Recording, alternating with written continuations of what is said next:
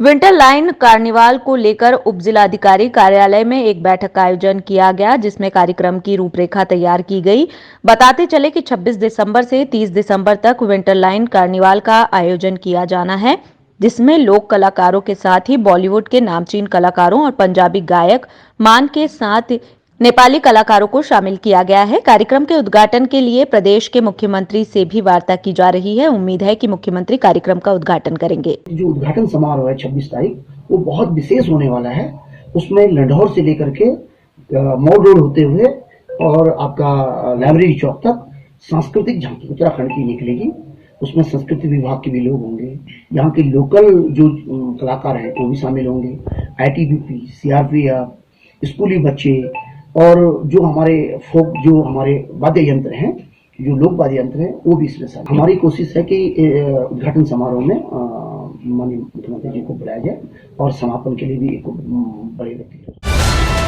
आम आदमी पार्टी के प्रदेश समन्वयक जोत सिंह बिष्ट ने अंकिता हत्याकांड पर राज्य सरकार पर हमला बोला। जोत सिंह बिष्ट ने कहा कि राज्य सरकार अंकिता हत्याकांड पर राज्य के लोगों को गुमराह करने का काम कर रही है। जोत सिंह बिष्ट ने कहा कि सरकार की मंशा यदि साफ होती तो पुलकित के पिता विनोद आर्य अपने ड्राइवर के साथ इस तरह का अनैतिक कार्य करने से पहले 10 बार सोचता। प्रदेश सरकार केवल भाजपा के लोगों को बचाने का प्रयास कर रही है। आप जनवरी से पूरे प्रदेश भर में पोल खोल जागरण अभियान चलाया जाएगा। दिल्ली में श्रद्धा हत्याकांड में 60 दिन के अंदर नार्को टेस्ट कराने के साथ चार्जशीट कोर्ट में दाखिल कर दी जाती है, लेकिन उत्तराखंड में अंकिता हत्याकांड में जब पुलकित आर्य 3 दिन तक पुलिस रिमांड में रहा, उसके बाद जब उसने VIP का नाम नहीं बताया तो 2 महीने के अंतराल बाद अब नार्को टेस्ट की बात होना आरोपियों को या अपराधियों को अपने बचाव के लिए समय देने का मजबूत इशारा करता है। इसलिए मैंने सवाल किया कि नार्को टेस्ट में विलंब का मतलब अपराधियों को बचाव के लिए वक्त देना, और इसमें राज्य सरकार का संरक्षण उनको प्राप्त है। पौड़ी विधायक राजकुमार पौड़ी द्वारा जिले के कलजीखाल ब्लॉक के चिलौली गांव के पास बनी मजार के निकट टीन शेड के निर्माण हेतु 2 लाख स्वीकृत करने पर हिंदुवादी संगठनों द्वारा हो हल्ला मचाने पर जिला प्रशासन द्वारा मजार की भूमि के दस्तावेजों की जांच करवाई गई, जिसमें मजार के चरागाह भूमि पर अवैध रूप से निर्माण होना पाया गया, जिसके बाद आज जिला प्रशासन ने JCB चलवाकर मजार को तुड़वा दिया गया।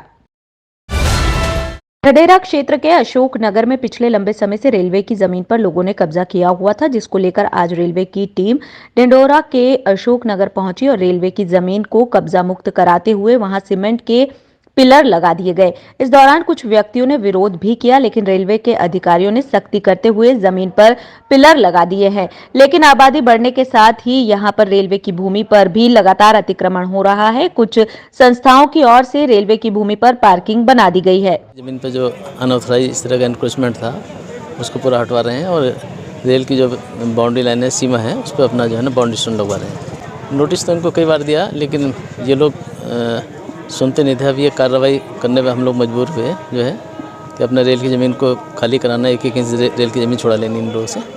पिलर लगाए जा रहे हैं। अब फ्यूचर में जो ऊपर से प्रशासन का जो आदेश होगा तो वो कार्रवाई की जाएगी।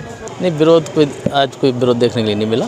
आज सभी लोग कोऑपरेट कर रहे हैं। इससे पहले 2 बार हम लोग हो रहे थे जो है, तो उस समय सिविल फोर्स ना मिल पाने की वजह से प्रोग्राम नहीं हो पाया था। आज सिविल फोर्स भी है, हमारी रेलवे फोर्स भी है।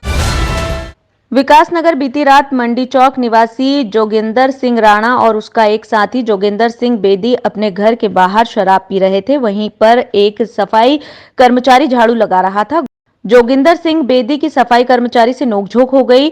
माहौल बिगड़ता देख आसपास के थानों की पुलिस बल मौके पर पहुंच गई। वहीं देर रात्रि दोनों आरोपी जोगिंदर सिंह राणा तथा जोगिंदर सिंह बेदी के विरुद्ध SC/ST एक्ट तथा अन्य धाराओं में मुकदमा दर्ज कर लिया गया और जोगिंदर सिंह बेदी को देर रात कोतवाली पुलिस विकासनगर द्वारा गिरफ्तार कर लिया गया। रात हमारे एक कर्मचारी के साथ में निक्कू सरदार ने और एक बेदी सरदार है, उन्होंने जो है ना कुछ जाति सूचक शब्द किए हैं और झगड़ा किया है।